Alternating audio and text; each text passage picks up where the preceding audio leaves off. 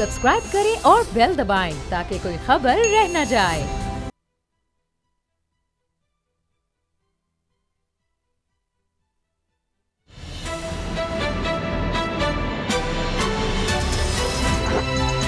अब पता चला। बिस्मिल्लाहिर्रहमानिर्रहीम, अस्सलाम वालेकुम। मैं हूं मोहम्मद उसामा गाजी और आप देख रहे हैं अब पता चला। खबर यह है कि पीडीएम के जलसों को रोका नहीं जाएगा। हुकूमत ने बड़ा फैसला कर लिया है। इस फैसले की इत्तला वज़ीर इत्तलाआत शिबली फराज ने दी। विफाकी काबीना के आज होने वाले इजलास में मुल्तान का जलसा ज़ेर बहस था।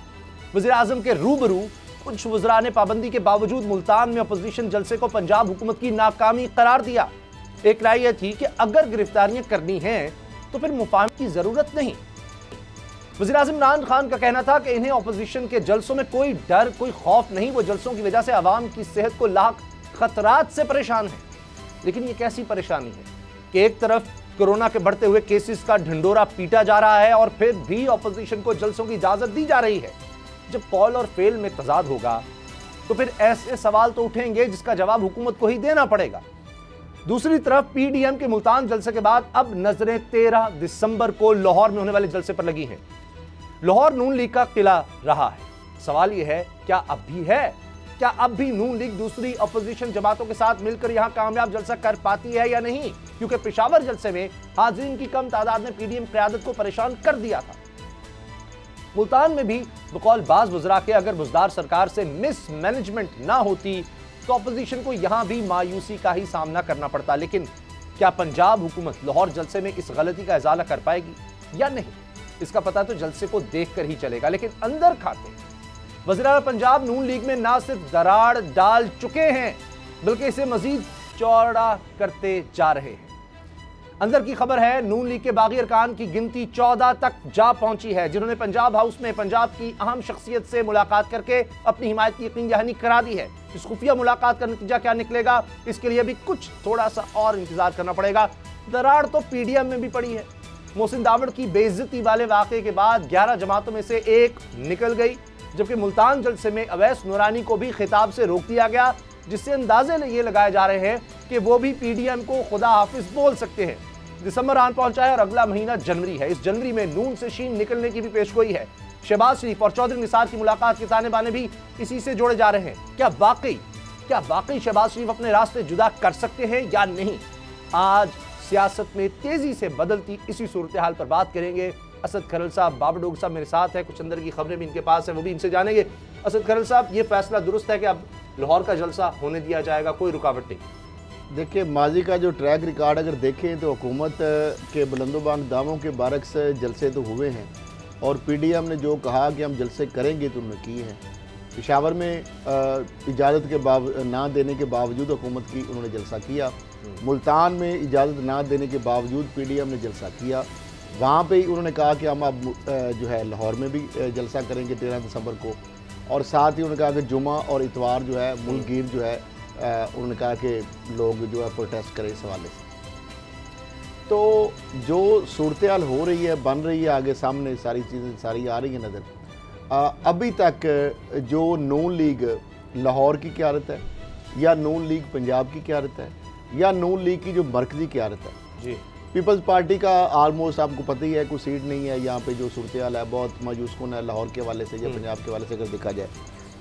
दीगर 11 जमातें जो हैं उनकी भी कोई असम्बली के अंदर, बाकी जो जमातें उनकी नुमाइंदगी नहीं है।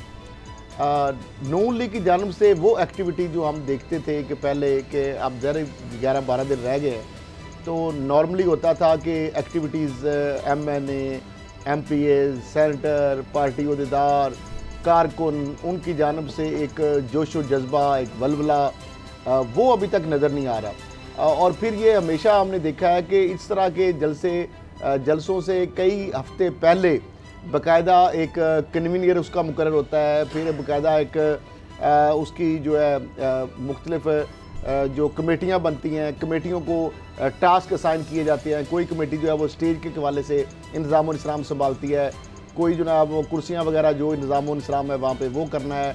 किसी का काम ये होता है कि उसने जलसे की जो अपनी इंटरनल जो सिक्योरिटी का एक सिस्टम है प्रॉपर, वो करना होता है, सर अंजाम देना होता है। किसी जो है उनको टास्क दिया जाता है MNA, MPA, centre, ticket holder को, तंजीमी अहदेदारों को कि आपने इतने लोग लेके आने हैं।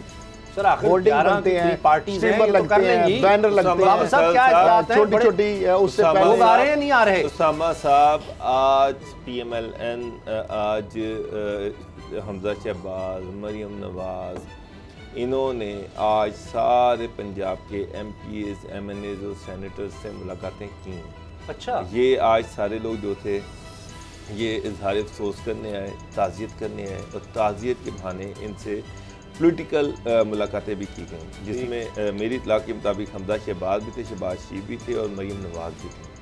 और ये सारे MPs, MNAs और सेनेटर्स जो थे इनसे जलसे के हवाले से ही डिस्कशन की गई है। अच्छा। और इसके साथ साथ आज शहबाज शरीफ का 5 दिन के लिए पेरोल बढ़ाने के लिए एप्लीकेशन भी दे दी गई, जी जी, जो कि मेरा ख्याल है, जो मुझे पता चला कि गवर्नमेंट ने सख्ती से उस पर कह दिया कि ना मज़ीद पेरोल नहीं दिया जाएगा, क्योंकि जो वालदा को दफना दिया गया, जो उनके कुल ख्वानी हो गई है।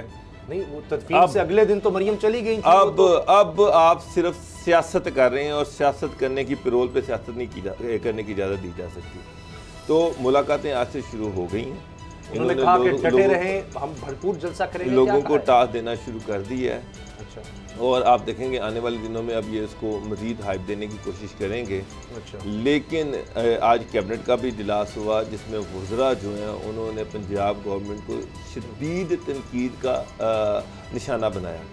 मुझे एक बात बताएं उसामा साहब, एक तरफ ये कोरोना की बात कर रहे हैं, आप हुकूमत की फेलियर देखें कि अभी तक हुकूमत ने कोरोना के हवाले से कोई कंक्रीट स्टेप नहीं लिया। सर वो तो जलसे की इजाजत शादी दे- हालों में शादियां हो रही हैं, मालों में दुनिया फिर रही है, SOP पे अमल दरामद हो नहीं रहा। आप जनाब जब SOP पे अमल दरामद करवाने में नाकाम हो गए हैं तो आप अपोजिशन को टारगेट बना रहे हैं कि जनाब कोरोना फैल रहा है और ये वो सारा कुछ।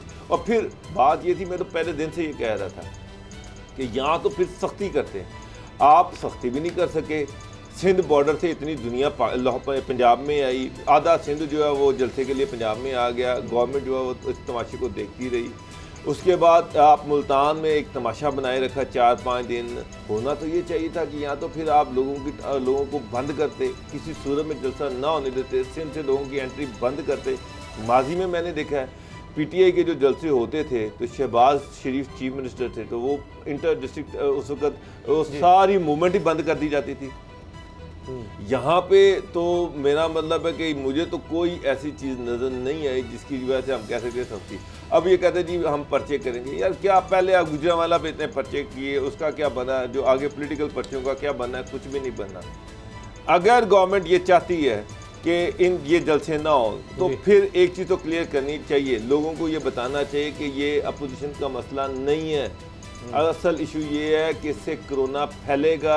ये सारी दुनिया में इस तरह की चीज़ें हुई हैं कि जहाँ जहाँ गैदरिंग्स हुई हैं वहाँ वहाँ कोरोना फैला है। इससे पहले भी पाकिस्तान में तबलीगी इज्तिमा को ले लें, ईरान बॉर्डर पे जो लोग इकट्ठे हुए उनको ले लें। इजाजत वो बेबसी हो गई शायद हुकूमत की, वो कह रहे हैं कि अब तो इजाजत देनी है। तो लगता सर है आज फिर मीनारे पाकिस्तान पे एप्लीकेशन दे दी है ना, कोमा ने तो कह दिया कि हम किसी सूरत में इजाजत नहीं देंगे, लेकिन ये उनको रोकेंगे कैसे? क्या वही स्ट्रेटजी होगी? सर वो अब विफाक की चलेगी ना। कुछ शबली फराज साहब ने कह दिया है वो जलसे की इजाजत दे देंगे, तो पंजाब हुकूमत का स्टैंड आपको पता है बदलते रहते हैं, कभी कुछ। बाबर डोगर उसामा साहब फिर तमाशा ना लगाएं कि ठीक है यार ये मीनारे पाकिस्तान इसको भरने देखते हैं हम कैसे भरते हैं। बिल्कुल वही अब लगता है मीनारे पाकिस्तान को कैसे भरेंगे। मुल्तान के अंदर राना सनाउल्लाह साहब ने कहा, मरियम साहबा ने कहा, रिक्वेस्ट की अपने अरकान कौमी असम्बली को, सूबाई असम्बली को, टिकट होल्डर को, तंजीमी ओहदेदारान को, लेकिन वहाँ पे कितने लोग पहुँचे? इंतहाई मायूस कुन वहाँ पे हाजिरी थी और उस पर बड़े ये परेशान है। 11 जमातों के लोग ये भी और आपको पता है असल जोर लाहौर पे लगाना है, आखिरी जलसा होना है। उसके बाद वो कह रहे हैं जी अब तो मुल्तान के साउथ पंजाब से MP है जो इनके थे, एहतजाज है साउथ पंजाब से जिनके अरकान असम्बली थे, कौमी असम्बली के, सूबाई असम्बली के, सेंटर जो वहां से तल्लक रखने वाले, वहां के जो टिकट होल्डर हैं, वहां के जो जिला पैसा लगता है खरल साहब, वो 13 दिसंबर के लिए बचाना है, बड़ा शो 13 दिसंबर को करना शायद। कम तादाद में शामिल हुए हैं, बहुत कम लोग शामिल हुए हैं। तो अब मामला ये है कि यही एक मायूस कुन सूरत हाल जो है लाहौर में भी देखी जा रही है। लाहौर के अंदर वो जिस तरीके से हम देखते हैं कि वो चार्ज एक लोग होते हैं, एक 2 हफ्ते 3 हफ्ते पहले एक माहौल बनना शुरू हो जाता है। अभी तक वो माहौल नहीं बना। दूसरी जो बात कर रहे हैं डोगर साहब के पैरोल पे एक्सटेंशन जो मांग रहे हैं, पहली बात तो ये है कि पैरोल पे जो रहाई होती है उसमें हमेशा ये होता है कि पर्पज़ एक होता है, उसका पर्पज़ ये होता है, हमेशा हमने देखा है पैरोल पे रहाई का जवाब यही होता है कि आपके जो खूनी रिश्तेदार हैं, अगर आपकी वालदा हैं, आपके वालिद हैं, बेटा है, बेटी हैं, अहलिया हैं, अगर उनका इंतकाल हो जाए आपके जेल की कस्टडी के दौरान, तो आपको पैरोल पे एक ह्यूमैनिटेरियन ग्राउंड्स पे आपको एक मिलती है। लेकिन पैरोल पे रहाई के दौरान आप तज़ियत के नाम पर आप पॉलिटिकल एक्टिविटी एक तस्वीर कर लें, उसका भी एक कानून है कि एक दिन के लिए डीसी रहता है, 2 दिन के लिए मैक्सिमम ये रायत है, 2 दिन के लिए होम सेक्रेटरी देता है, 2 दिन पेरोल के लिए। उसमें आप जनाजा पढ़ें, अगले दिन कुलखानी में शिरकत करें और शाम को आप 5 बजे से पहले जेल में आके अपनी गिरफ्तारी दे दें। ये असूल है।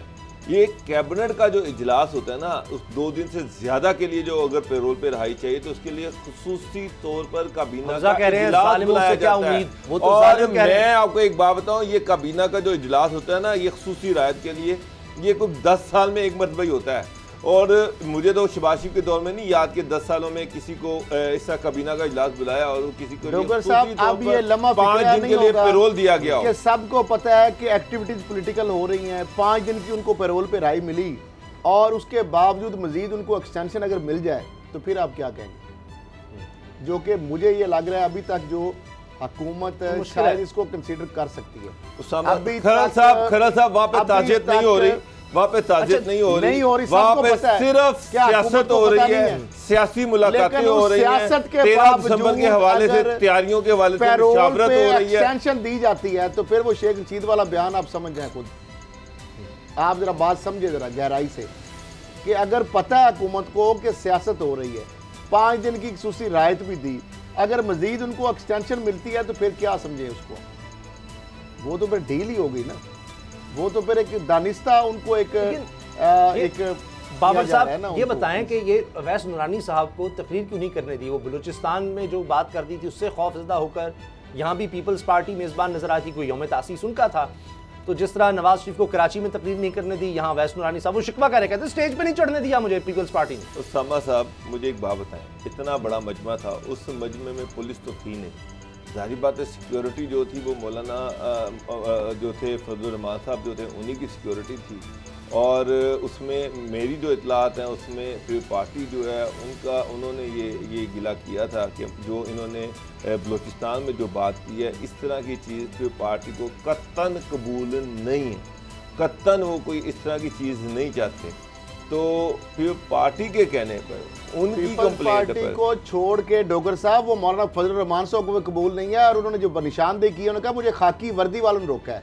तो खाकी वर्दी वाले तो 3 दफा नाम उनका अनाउंस हुआ है जी, और 3 दफा उनको रोका अगर है तो मौलाना फजलुर रहमान साहब उनके गार्ड ने रोका है, मौलाना फजलुर रहमान की गार्ड ने रोका है, 3 दफा मौलाना फजलुर रहमान की थी और तो किसी की नहीं। वो तो पीपल्स पार्टी पे शायद इल्जाम लगा रहे हैं, लेकिन ये पार्टी सब पार्टी खाकी वर्दी वाले जो लोग आपकी बात सही है, फजलुर रहमान साहब के साथ थे, ये तो पीडीएम को फिर खुद तोड़ रहे हैं। पहले तो मैं को निकाला है कि आपस में बिलावल साहब वहाँ पे आ नहीं रहे, अच्छा सर शहबाज शरीफ वहाँ पे जा नहीं रहे, बाकी सारे काम वो कर रहे हैं, वहाँ पे भी जा सकते हैं, कौन को रोकने वाला? अच्छा ये तो आप देखिए ना, जुम्मे हफ्ते को एहतजाज होना है, फिर 13 दिसंबर है, फिर आगे लॉन्ग मार्च है, तो वो तो तहरीक तो अपनी जगह वो कोशिश कर रहे हैं, लेकिन जो नून लीग से खबरें आ रही हैं बाबर डोगर साहब, वो तो तबाही की हैं।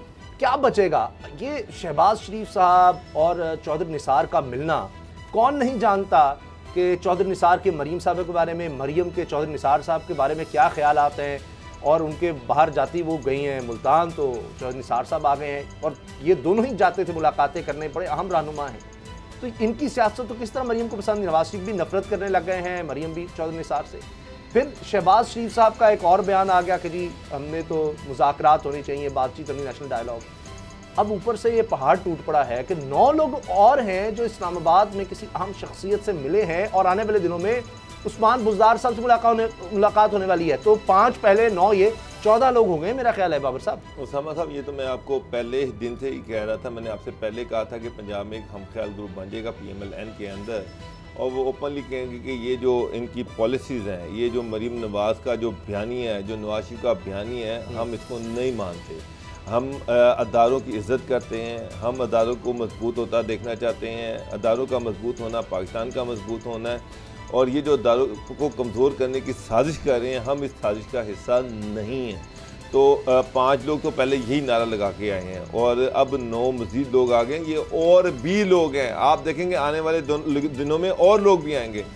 अब मुझे पता है कि इस्लामाबाद में जहाँ मुलाकात हुई और जो सारी सिचुएशन है उसका सबका मुझे पता है कि किन लोगों की मुलाकात हुई, वो कौन से लोग थे और किससे मुलाकात हुई। लेकिन आने वाले दिनों में आप देखेंगे उस्मान बुज़दार से भी मिलेंगे, और यही होगा कि जनाब हमें डेवलपमेंट फंड्स दिए जाएँ, डेवलपमेंट फंड्स पर हमारा हक है। और सेकेंडली जो बयानिया है, जो बुनियादी तौर पर जो बयानिया नून लीग का सॉरी मैं कह रहा हूँ, जो मरीम नवाज का और नवाज शरीफ का, उसके खिलाफ एक बगावत है। आप सॉरी क्यों कर रहे हैं? नून लीग का नहीं है वो बयानिया? क्या आपका मतलब है शहबाज शरीफ को मुज़ाकरात की बात करें, नेशनल डायलॉग की? शहबाज शरीफ का तो ये बयानिया नहीं है। शहबाज शरीफ तो दारों को टारगेट नहीं करते, मैंने तो आज तक शहबाज शरीफ को दारों को टारगेट करते नहीं सुना। शहबाज शरीफ तो ये कह रहे हैं कि नेशनल डायलॉग होना चाहिए, सारी पोलिटिकल पार्टी जो है वो आपस में मिलकर बैठे और इस मसले का हल ढूंढे। उन्होंने ये भी कहा है कि मैंने तो कहा था कि मईशत पे भी एक डायलॉग होना चाहिए, अपोजिशन जो है इसके साथ मिलकर एक नेशनल डायलॉग होना चाहिए, और अगर उस बात पे अमल किया होता तो आज एक मईशत की पटरी पे मुल्क चल पड़ा होता। यही वजह है कि पीडीएम के बारे में एक जुमला नहीं आया शहबाज शरीफ का, पीडीएम के हवाले से कि जी बड़ा जबरदस्त जा रहा है, मुल्तान में होना चाहिए और कारकुनों निकलो, कोई बात उनका कोई जुमला नहीं आ रहा। वो तो नेशनल डायलॉग, और वो भी पार्टीज में। तो मरियम ने अगर इशारा दिया तो उन्होंने कहा कि पहले निकालो इसको और उसके बाद फिर हम बात करेंगे फौज से, फौज पहले मार्शल लॉ लगा दे उसके बाद। तो इसका मतलब ये है कि शहबाज शरीफ तो तैयार है बैठने के लिए। वो ये चाह रहे हैं कि फौज इस गवर्नमेंट को निकाले, फिर हमें इलेक्शन का अनाउंसमेट हो, अनाउंसमेंट के बाद लेकिन शहबाज कह रहे हैं कि बात हो सकती है, बात करें। जी लेकिन शहबाज शरीफ जो है वो तो कह रहे हैं कि डायलॉग होना चाहिए, नेशनल डायलॉग होना चाहिए। देखिए नेशनल डायलॉग का मतलब ये होता है कि पॉलिटिकल स्टेक होल्डर्स, फौज जो है वो पॉलिटिकल स्टेक होल्डर नहीं है, पॉलिटिकल जो स्टेक होल्डर्स हैं उनके दरमियान नेशनल डायलॉग होता है, अदारों के साथ डायलॉग नहीं होता। तो ये जो सारी पॉलिटिकल पार्टीज हैं उन्होंने देखें उनकी पूरी स्टेटमेंट को सुना, उन्होंने कहा था मैंने तो पहले भी ऑफर की थी कि मईशत पे एक डायलॉग होना चाहिए। वो तो नेशनल गवर्नमेंट तक की बात करते रहे हैं जी। अच्छा। तो वो जो उस वक्त भी जो मईशत पे था वो गवर्नमेंट के साथ डायलॉग था, वो तो गवर्नमेंट के साथ डायलॉग की बात कर रहे हैं, मुफाहमत की बात कर रहे हैं। सही। दूसरी तरफ मरियम नवाज तो ये कह रही है कि नहीं हम अदारों से बात करेंगे, अदारे इस गवर्नमेंट को गिराएं और उसके बाद हम बात करेंगे, जो कि पॉसिबल ही नहीं है, ना आईनी तौर पर, ना कानूनी तौर पर, ना अखलाकी तौर पर, ना जमहूरी तौर पर। ये चीज़ तो काबिल अमल है ही नहीं है जो मरियम बात कर रही है। बात ये है असद करल साहब कि वो गालियाँ तो फिर निकालते हैं, इदारों को बुरा भला कहते हैं। वो बिलावल भी कहते हैं बात होगी तो उनसे होगी, मरियम कहती है जी उनसे होगी, हर कोई कहता है जी उनसे बात करनी है, हमने फौज से बात करनी है, और बाबर साहब कह रहे हैं आईनी तौर पर है नहीं। तो फिर वो तो सारा ये जो जलसा जुलूस हो रहा है ये तो हो रहा है कि फौज हमसे बात करे। यही मामला है, इसमें प्रेशर बढ़ाने का एक ही मकसद है कि उनको एनआरओ मिले और फौज जो है उनके साथ जो है दोबारा से जिस तरह उनको लाती रही है दोबारा उनके साथ आ जाए। लोग छोड़कर जा रहे हैं इस चक्कर में इदारों को। मैं बताता हूँ उसामा साहब, जो चौधरी निसार की और शहबाज शरीफ साहब की जो मुलाकात है जी, ये इंतहाई अहमियत की अमल है। बावजूद इसके शहबाज शरीफ साहब ने जो मुलाकात की है अपने भाई और अपनी भतीजी की नाराज़गी के बावजूद मोल लेकर, उनको पता है कि वो इससे नाराज हो, उनकी इजाजत के बगैर की जारी बात है। कभी भी वो नवाज शरीफ साहब तो कभी उनको अलाउ नहीं। उसामा साहब शहबाज शरीफ इतना बड़ा रिस्क ले लिया शहबाज शरीफ सर रिस्क नहीं, मरियम ने कहा नवाज शरीफ चौधरी निसार के साथ कांटेक्ट में है, लेकिन शहबाज पहले भी थे अब भी हैं, जेल में जाने से पहले भी थे अब भी हैं, बाद में भी होंगे। और शहबाज शरीफ का जो बयानिया है उसको आगे बढ़ाने में नहीं लेकिन चौधरी निसार का एक रोल है। शहबाज शरीफ साहब और चौधरी निसार की मुलाकात होना, उसके बाद 14 बंदे नून लीग के मुनरफ जो लोग हैं उनकी पंजाब हाउस में अहम शख्सियात जो हुकूमती हैं उनसे मुलाकात होना, वो 9 मजीद उसमें शामिल है MP और उसमें 5 जो पहले से मुनरफ हैं वो भी उसमें शामिल है।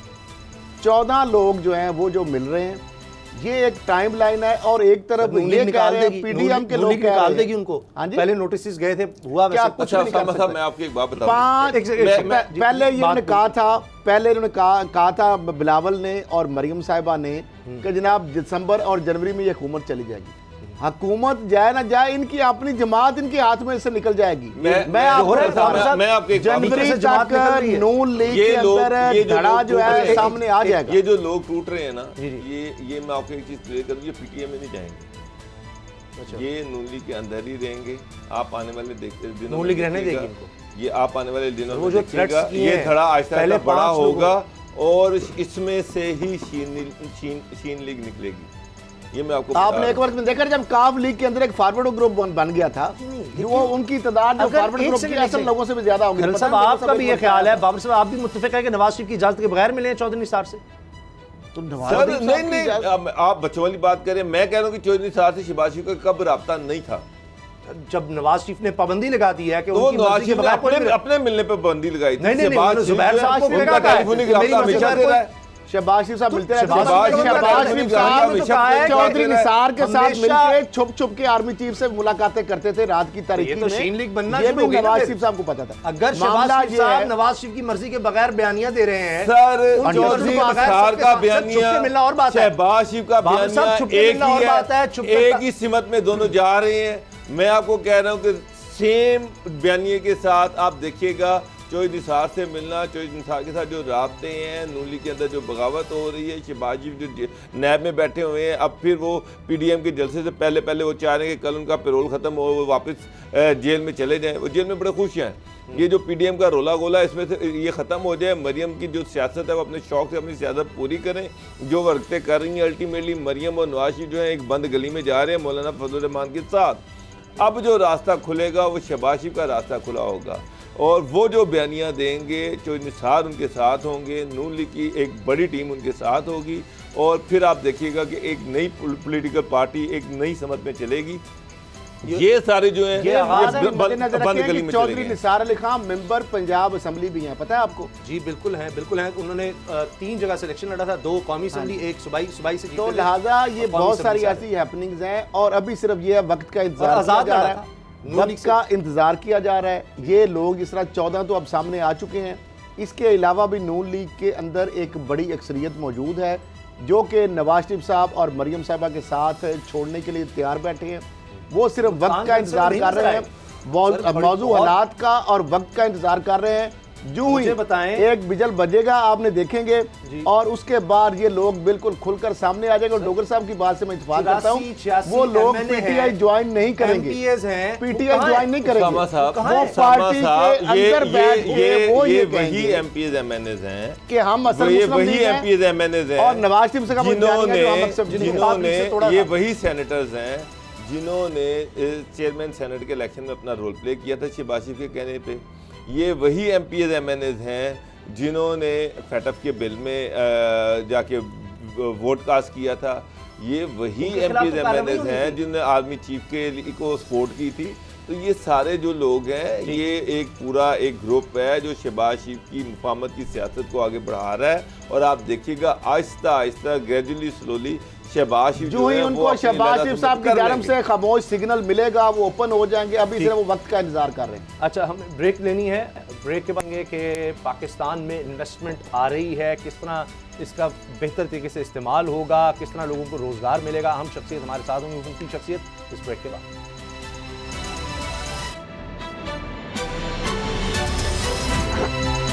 अब पता चला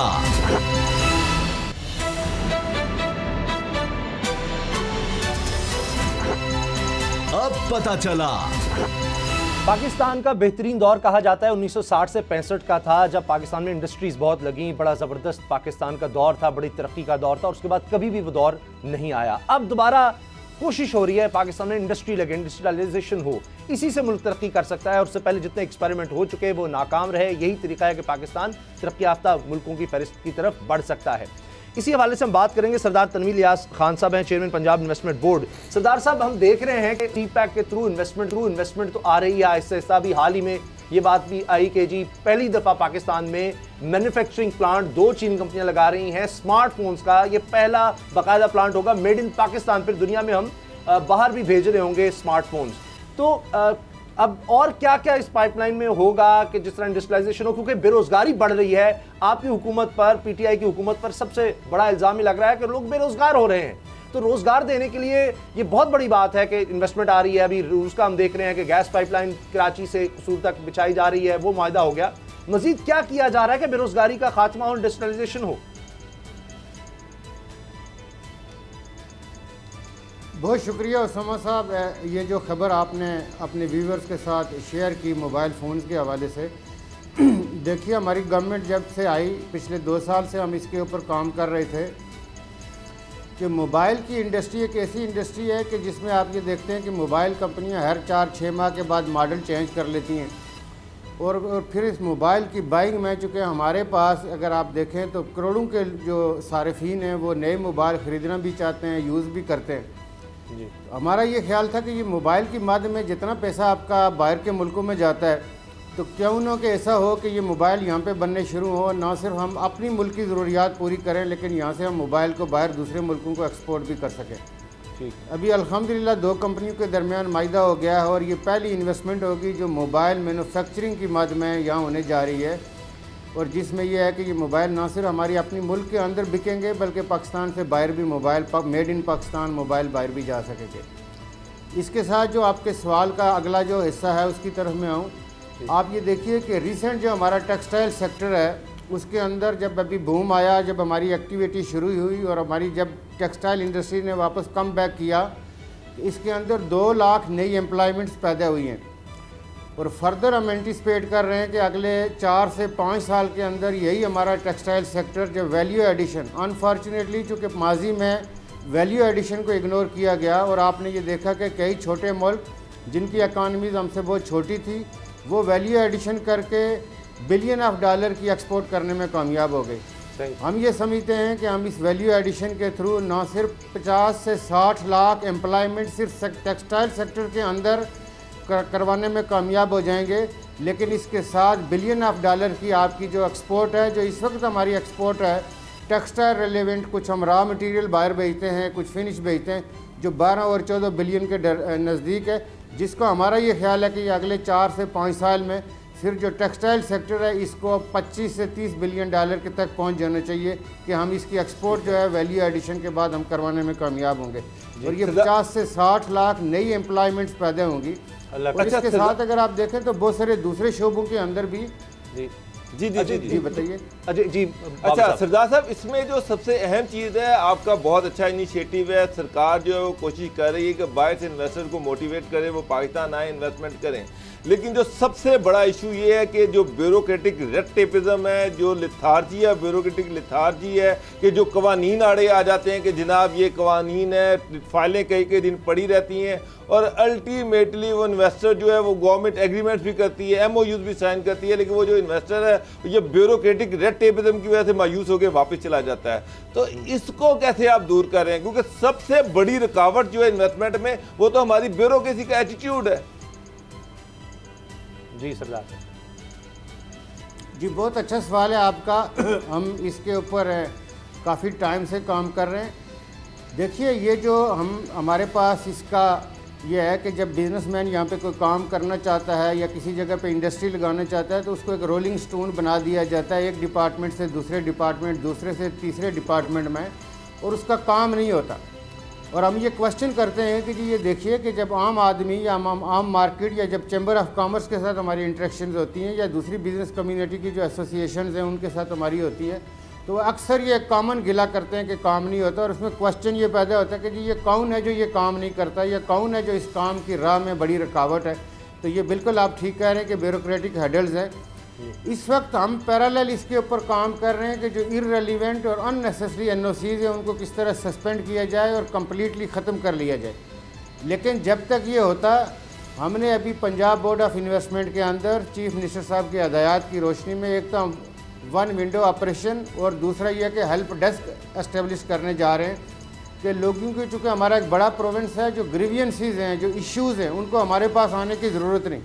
एक तो जो हमारे पास मैक्सिमम इन्फॉर्मेशन होगी उसको हम वेबसाइट के ऊपर डाल देंगे, डिजिटलाइज कर लेंगे कि लोगों को उसके लिए आके कोई फॉर्म लेने की ज़रूरत नहीं है, वो सारी की सारी डिजिटलाइज हो। बट द सेम टाइम जो उनकी ग्रीवियंसेस हैं, अगर कोई गवर्नमेंट का ऐसा डिपार्टमेंट जो उनकी राह में रुकावट है, उनको अननेसेसरी तंग कर रहा है, उनके खामखा चलान कर रहा है, उनको NOCs नहीं दे रहा, तो उसकी वो कंप्लेन हमें दर्ज करा सकेंगे, हम उसके ऊपर एक्शन लेंगे। क्योंकि इसमें बहुत सारी जगहों पे शायद लेजिस्लेशन का जो है रिक्वायरमेंट भी है, एक्ट ऑफ पार्लियामेंट इन्वॉल्व होते हैं। तो ये NOCs और जो ब्यूरोक्रेटिक और जो ट्रक की बत्ती के पीछे लगाने वाला कल्चर था, वो अनफॉर्चुनेटली है भी अंग्रेज़ के बनाए हुए मॉडल कई जगहों पे हमारे लिए हैडल्स हैं, लेकिन उस सारे का एक पैरेलल प्रोसेस है। आपको जो इस वक्त हेल्दी बिजनेस एक्टिविटी नज़र आ रही है, इसलिए कि हम लोगों के लिए 24 आवर अवेलेबल है। हम किसी को नहीं कहते कि आपने इस टाइम हमें क्यों अप्रोच किया, हम लोगों को ये कह रहे हैं कि आप आइए, अपने मुल्क के अंदर, अपने सूबे के अंदर इन्वेस्टमेंट कीजिए। आपके जो इश्यूज हैं, आपने इश्यूज हमारे हवाले कीजिए। एक और जो बड़ा इशू है ब्यूरोक्रेटिक जो हर्डल है, इसको साइड पर रख दें।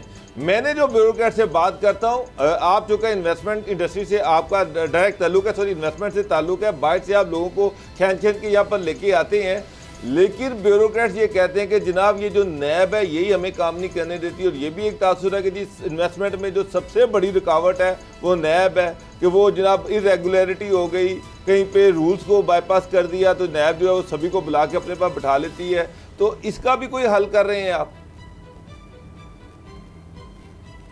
देखिए, जो नैब के हवाले से मैंने माजी में भी यहाँ हमारे 90 शाहरा में हमने बिज़नेस कम्युनिटी को बहुत दफ़ा बुला के हमने ये चीज़ की कि जी जो बिज़नेस रिलेटेड इश्यूज़ हैं आप हमें बताइए। अगर किसी वजह से कोई बिज़नेस कम्युनिटी डायरेक्ट हट हो रही है नैब की वजह से, तो उसको हम एड्रेस करेंगे। लास्ट ईयर अगर आप ये देखें तो नैब ने फिर ख़ुद इसके अंदर एक प्रोएक्टिव रोल अदा किया, और हमारी फेडरेशन और बिज़नेस कम्युनिटी के कुछ लीडर जो थे, कुछ 4-5 लोग हैं, जिन पे मुश्तमिल नैब ने एक कमेटी बना दी कि जी अगर बिज़नेस कम्युनिटी के कोई इश्यूज़ हैं तो ये कमेटी देखे, और वो कमेटी कम्युनिकेट कर सकती है विद नैब और बिज़नेस कम्युनिटी के दरमियान। एज़ फार एज जो ब्यूरोक्रेसी के पॉइंट ऑफ व्यू से है, ये मेरा हल एक मैं समझता हूँ कि वो एक हुज्जत वाली बात है, जस्ट आर्गूमेंट वाली बात है। हमें नहीं लगता, चूँकि बिज़नेस कम्युनिटी को तो हमने डायरेक्ट किया नैब के साथ और वो इश्यूज़ रिजॉल्व होने शुरू हो गए। लेकिन अगर कोई खाम का काम ना करना चाहे कोई पब्लिक सर्वेंट, तो उसके पास 100 हुज्जतें हो सकती हैं, 100 आर्गूमेंट्स हो सकते हैं। लेकिन आप अगर किसी का लेजिटिमेट राइट काम करेंगे, तो मेरा नहीं ख्याल कि नैब के यहाँ या किसी एंटी करप्शन या किसी दूसरे इदारे के यहाँ वो क्वेश्चन हो सकता है। वो तो सरकार आप ज्यादती करेंगे अगर आप किसी को अननेसेसरी। चेयरमैन नैब इसको क्लैरिफाई कर रहे हैं, और जिस तरह आपने कहा कि उन्होंने कमेटी बनाई, और चेयरमैन नैब ने यह भी कहा कि आज तक उस कमेटी ने हमारे पास कोई ऐसी शिकायत दर्ज नहीं कराई कि किसी बिजनेसमैन को नाजायज तंग किया जा रहा है। ये चेयरमैन नैब जो है वो कह चुके हैं कि हमारे पास अभी तक कोई शिकायत नहीं पहुंची, जो अभी आपने बताया। तो लिहाजा ये एक्सक्यूजेज जो नैब वाले हैं वो तो अब ख़त्म हो चुके हैं। दूसरी बात ये है कि $10 मिलियन जो है ये जो प्लांट 2 है स्मार्टफोन वाले ये लगा रही हैं। 7,300 एकड़ पर मुश्तमिल है जो इंडस्ट्रियल जो स्टेट्स है फैसलाबाद की। और कौन कौन से बिजनेसेस जो हैं या सरमायाकारी फॉरेन इन्वेस्टमेंट, जिस तरह एशियाई तरक्याती बैंक भी पब्लिक प्राइवेट पार्टनरशिप के हवाले से, हॉस्पिटल की अपग्रेडेशन के हवाले से, सेहत आमा में भी वो भी इसमें आ रहा है। तो और कौन कौन से ऐसे मनसूबा जात हैं जो पंजाब इन्वेस्टमेंट बोर्ड पाकिस्तान में ला रहा है, फॉरेन जो फंडिंग वाले या फॉरेन इन्वेस्टमेंट वाले? बिल्कुल असद खरल साहब, इसमें मैं आपके साथ ये शेयर करूं कि देखिए ये जो एक तो जो आपने खुद ही बता दिया, मैंने खुद भी 90 शाहरा में जब एड्रेस किया था बिज़नेस कम्युनिटी को और प्रेस को, ये कहा था कि नैब के नाम पे आर्गूमेंट किए जा रहे हैं, लेकिन कोई आज तक हमारे पास जेन्युइन कंप्लेन नहीं आई। और मैंने कहा था कि अगर जेन्युइन कंप्लेन होगी तो मैं खुद उसको नैब के साथ बैठ के रिजॉल्व करवाएंगे कि बिज़नेस कम्युनिटी को कोई इशू न हो। और जब कमेटी बनी, चुके उसमें हमारे फेडरेशन के प्रेसिडेंट शामिल थे, इफ्तिखार अली मलिक साहब जो गार्ड फिल्टर के ऑनर हैं, ये बड़ी पार्टियाँ उस कमेटी के अंदर शामिल हैं। फेडरेशन के प्रेसिडेंट अंजुम अंसार वो उसके अंदर शामिल थे। तो कोई ऐसा इशू ऐसा सामने नहीं आया कि जिसको हम समझें। M3 जो हमारा इंडस्ट्रियल स्टेट है, ये बेसिकली देखिए ये हमारा प्रायोरिटी SEZ है। हमारी गवर्नमेंट ने, मैं आपके साथ ये शेयर करूं कि पिछली गवर्नमेंटों ने 70 साल में हमारे मुल्क में सिर्फ 3 पंजाब के अंदर SEZs बनाई थी। उन 3 SEZs में से भी एक नॉन फंक्शनल थी और 2 फंक्शनल SEZs थी। हमारी गवर्नमेंट ने आने के बाद अल्हम्दुलिल्लाह स्पेशल इकनॉमिक जोन जो है वो 7 गवर्नमेंट से अप्रूव करवाए। प्रोविंशियल गवर्नमेंट इसको वफाक के पास ले जाती है और वहाँ पे CCC की कमेटी में प्राइम मिनिस्टर साहब इसको अप्रूव करते हैं। हम 7 स्पेशल इकनॉमिक जोन जो हमने एक अपने इदारे के लिए और एक प्राइवेट सेक्टर में और 5 दूसरे जो हमने करवाए। ठीक है, ये जो हमारा स्पेशल इकनॉमिक जोन है M3 वाला, ये हमारा CPEC का हिस्सा है और ये इसलिए हमारा प्रायोरिटी इकोनॉमिक जोन है। बट इसके साथ जो दूसरे माफी, मुझे ब्रेक लेनी है, आगे जाते हैं ब्रेक के गुफ्तगू दोबारा शुरू करेंगे और ख़ास तौर पे ये कि और कहाँ इंडस्ट्रियल जोन्स बन रहे हैं जिस तरह आप बता रहे हैं उनके बारे में भी बात करेंगे। और जो आपने टेक्सटाइल की बात की, वहाँ कॉटन की बड़ी कमी नज़र आ रही है टेक्सटाइल में, वहाँ पर लोग परेशान है कि जी कॉटन बड़ी महंगी हो गई है, पाकिस्तान खुद उगाता था। इस बारे में बात करेंगे ब्रेक के बाद।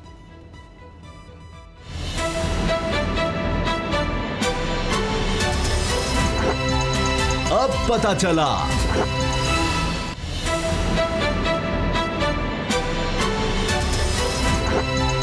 अब पता चला। पंजाब इन्वेस्टमेंट बोर्ड के चेयरमैन सरदार तनवीर खान साहब हमारे साथ हैं और बात हो रही है इन्वेस्टमेंट के हवाले से। पाकिस्तान को बहुत ज़्यादा ज़रूरत है इंडस्ट्रियलाइजेशन की, फॉरेन इन्वेस्टमेंट की, यहाँ पर जो कारोबारी तबका है उसको ऐसी सहूलियात देने की कि वो पाकिस्तान में इंडस्ट्री लगे, कारोबार होगा तो फिर ही रोज़गार होगा। और यही इमरान खान साहब बार बार कहते हैं कि हम लोगों को वेल्थ क्रिएशन के लिए अपॉर्चुनिटीज़ देंगे तो लोगों के लिए रोज़गार बनेगा। हुकूमत खुद से लोगों को डायरेक्ट कितना रोज़गार दे देगी? सरदार साहब, अब ये बताइए कि हमने जिस तरह टेक्सटाइल की बात की, उस पर और बात करेंगे, इंडस्ट्रियलाइजेशन की बात की, लेकिन उसको फीड करने के लिए आपको एग्रीकल्चर चाहिए। कॉटन हमारी खत्म होती चली गई, हमने बहुत ज़्यादा गन्ने पर ध्यान दे दिया। अब तो लोग गन्ने के अलावा वो इतना पानी ज़्यादा चाहिए होता है उसके लिए, तो और चीज़ों से शुगर बन रही है। लाइव स्टॉक से, ऐसे वैसे मुल्क हैं जो लाइव स्टॉक से ही कमा गए हैं कितना, इस तरफ कितनी तवज्जो दी जा रही है?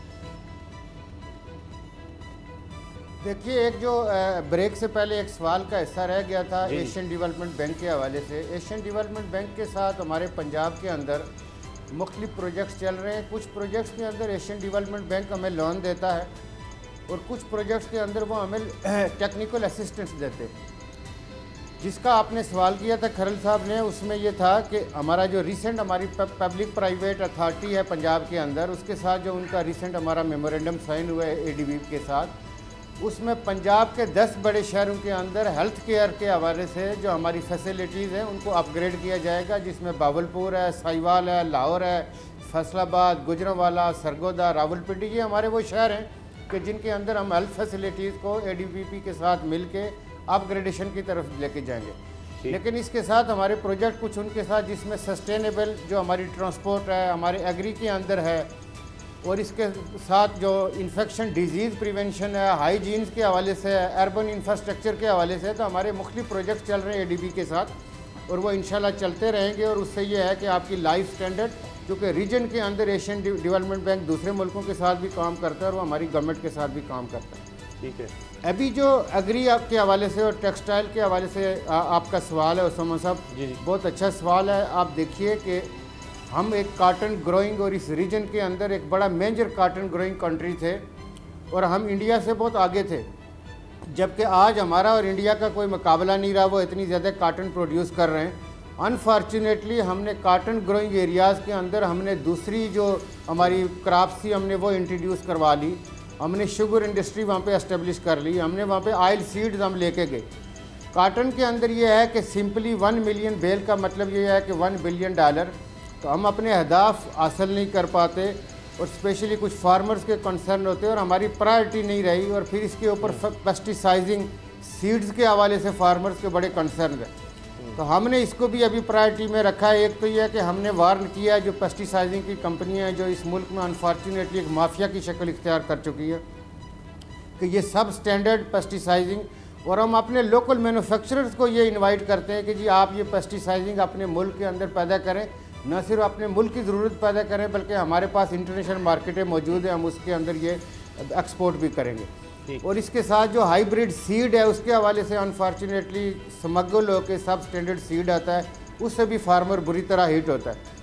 इस वक्त आप जो टेक्सटाइल के अंदर एक बूम देख रहे हैं उसमें हमने फैसिलिटेट किया कि जो हमारी काटन पूरी नहीं हो पा रही या उस क्वालिटी में अगर कहीं है, तो अगर बायस है रॉ मटेरियल ने आना है तो वो बेशक रॉ मटेरियल लेके आएँ, अपनी लोकल काटन भी यूज़ करें और हम इसकी वैल्यू एडिशन करें। और उसके नतीजे में दूसरा ये है कि आप ये देखें कि फेडरल गवर्नमेंट ने इनके यूटिलिटी जो चार्जेस हैं स्पेशली 50% का कट डाउन किया है और उससे टेक्सटाइल इंडस्ट्री ने बड़ा फ़ायदा लिया है।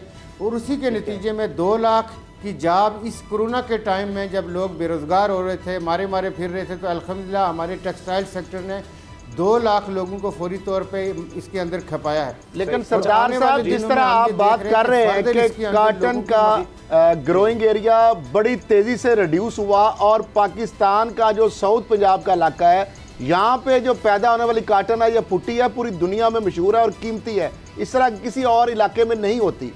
अब किस तरह उसको रोक सकते हैं? जो बढ़ती हुई वहाँ पे जो कल्टीवेटेड एरिया है उसकी बहुत ज़्यादा बढ़ रही है रेशो कमाद के हवाले से, उसको किस तरह कट डाउन करके और ग्रोइंग एरिया को ज़्यादा बढ़ा सकते हैं? क्योंकि मेन हमारा रॉ मटेरियल जो कॉटन एरिया, अगर हमारी जो इंडस्ट्री है ग्रो कर रही है तो उसके लिए बेसिक कंपोनेंट तो हमें कपास चाहिए।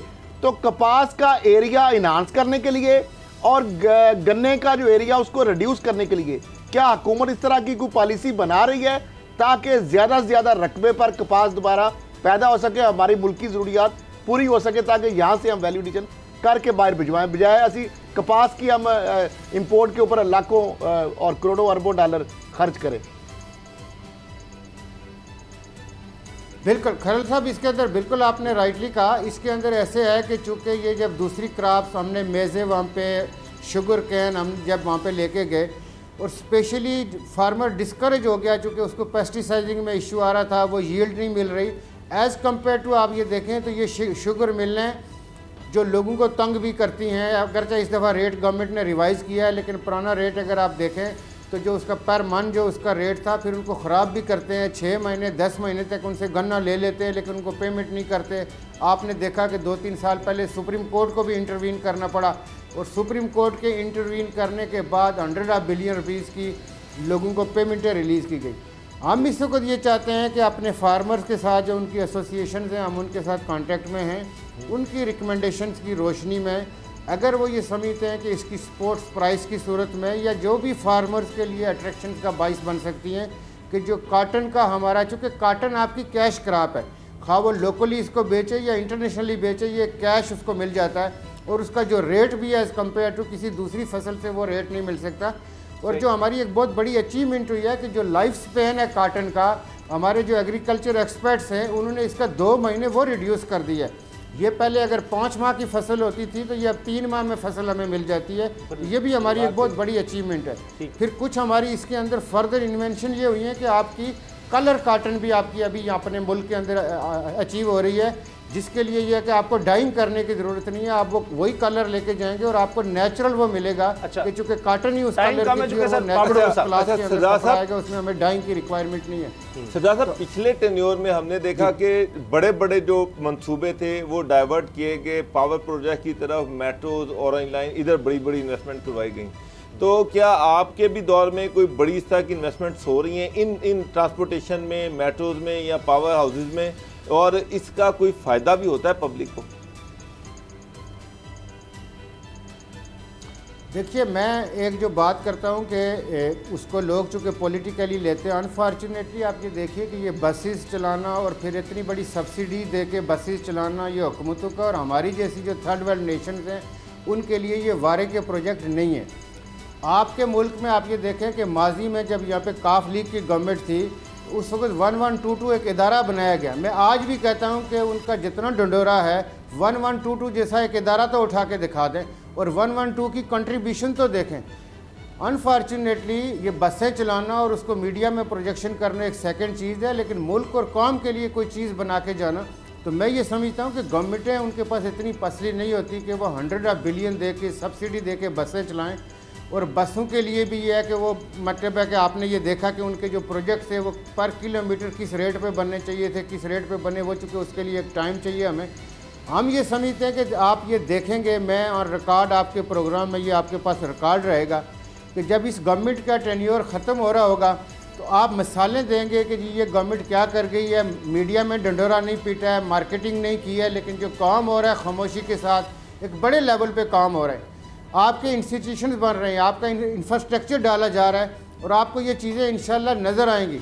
मैंने टीवी प्रोग्रामों के अंदर टेक्सटाइल के हवाले से आज से जब 8-10 माह पहले प्रिडिक्शन की थी कि जी आपकी टेक्सटाइल वापस कम बैक करेगी, रिवाइव होने जा रही है, उस वक्त हमें कह रहे थे कि जी ये जस्ट आपका स्टंट है। लेकिन अल्हम्दुलिल्लाह अभी आप देख रहे हैं कि टेक्सटाइल के अंदर ये है कि लेबर की शार्टेज हो गई है, हमें लेबर नहीं मिल रहे, हमारे टेक्सटाइल मैन्युफैक्चरर हमें गिला कर रहे हैं कि जी हमें बंदे नहीं इस वक्त मिल रहे। तो हम दूसरे शोबों के अंदर भी आप ये देखेंगे कि जेन्युइन अपनी जो बात कर रहे हैं वो दिल से कर रहे हैं और उसके नताइज आपको मिलेंगे।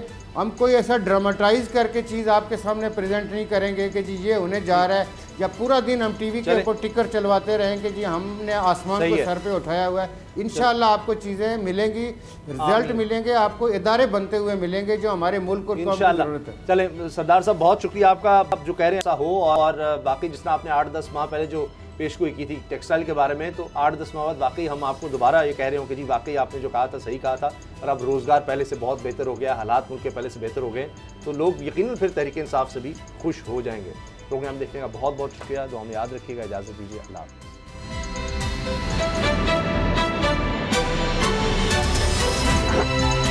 अब पता चला। सब्सक्राइब करें और बेल दबाएं ताकि कोई खबर रह न जाए।